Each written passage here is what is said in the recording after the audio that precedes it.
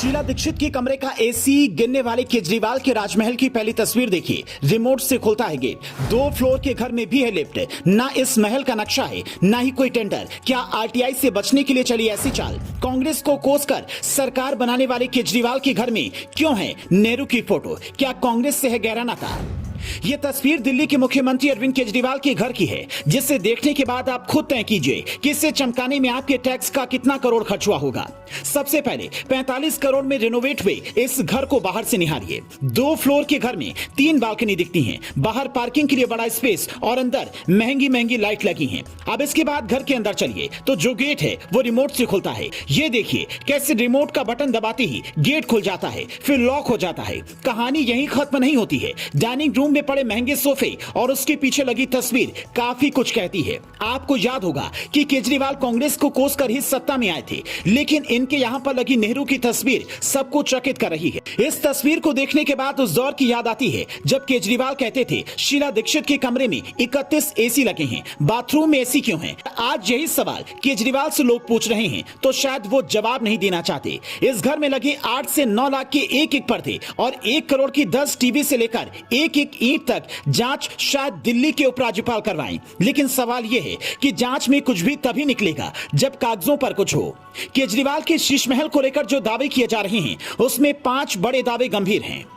दावा नंबर 1, ये पूरी बिल्डिंग अवैध है और कागज पर यह बिल्डिंग है ही नहीं। ना नक्शा पास हुआ, ना टेंडर हुआ, ना अनुमति ली। दावा नंबर 2, सरकारी कागजों में नई बिल्डिंग को लेकर कोई जानकारी नहीं। फिर सवाल ये कि 45 करोड़ कहां से आए? दावा नंबर 3, पुरानी बिल्डिंग के रिनोवेशन के लिए वन विभाग ने 9 पेड़ काटने की अनुमति दी पर 150 पेड़ काटे गए। दावा नंबर 4, जिस बिल्डिंग के लिए टेंडर अलॉट हुआ उसकी जगह एक लॉन है, तो क्या कोई बड़ा घपला हुआ? दावा नंबर 5, सरकारी कामों में बिल तभी पास होता है जब काम हो। पुरानी बिल्डिंग रेनोवेट नहीं हुई हो तो बिल कैसे पास हुआ और नई बिल्डिंग किसके पैसे से बनी? यहाँ एक सबसे गंभीर सवाल यह है कि केजरीवाल ने क्या आरटीआई से बचने के लिए ये तरकीब अपनाई? क्योंकि आज सच जनता के सामने है। हो सकता है कि जांच के बाद कोई और कहानी सामने आए। आम आदमी पार्टी के सांसद संजय सिंह कह रहे हैं कि केजरीवाल के घर के अंदर की तस्वीर बाहर कैसे आ रही है? दिल्ली पुलिस उन्हें सही से सुरक्षा नहीं दे पा रही है। पर सवाल यहाँ सुरक्षा से ज्यादा तेज दिमाग का है। जब केजरीवाल मुख्यमंत्री नहीं बने थे तब आरटीआई के जरिए ही ये पता चला था।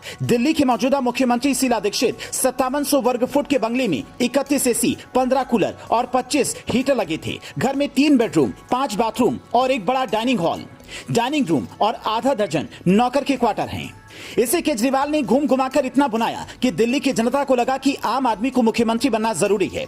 नायक फिल्म की तरह दिल्ली बदल जाएगी। केजरीवाल ने दिल्ली को लंदन बनाने के सपने भी दिखाए। कभी सिंगापुर तो कभी ब्रिटेन की बात करते रहे, पर दिल्ली कितनी चमकी ये तो आप भी जानते हैं। लेकिन केजरीवाल का घर इतना चमका कि ब्रिटेन की बर्किंघम पैलेस से इसकी कई लोग तुलना करने लगे। जहां ब्रिटेन की महारानी रहती हैं, तो सवाल यह है कि क्या केजरीवाल आम आदमी की बजाय राजा महाराजा बन चुके हैं या फिर इन आरोपों में इतना दम नहीं है? आम आदमी पार्टी प्रेस कॉन्फ्रेंस कर कहती है कि आरोपों में दम नहीं है, तो बात बात पर सबूतों के दस्तावेज लाने वाले केजरीवाल कागज लेकर क्यों नहीं आते हैं और कहते हैं कि देख लीजिए ये मेरा घर इतने में बना है। दिल्ली की जनता जो भी आकर देखना चाहे वो आ जाए और सब कुछ देखकर खुद ही तय कर ले। क्योंकि मुख्यमंत्री हो या प्रधानमंत्री या सांसद या विधायक, उनकी सैलरी से लेकर उनके ऊपर खर्च होने वाला एक एक रुपया तो जनता का ही है। केजरीवाल के सालिशान घर की तस्वीर देखने के बाद आप क्या कहेंगे? क्या अभी केजरीवाल कहेंगे नहीं जी ये तो एक आदमी के खिलाफ साजिश है, हमारा घर तो बिल्कुल सस्ता है, आम आदमी वाला है। जैसे जेब में 5 रुपए का पेन रखता हूँ,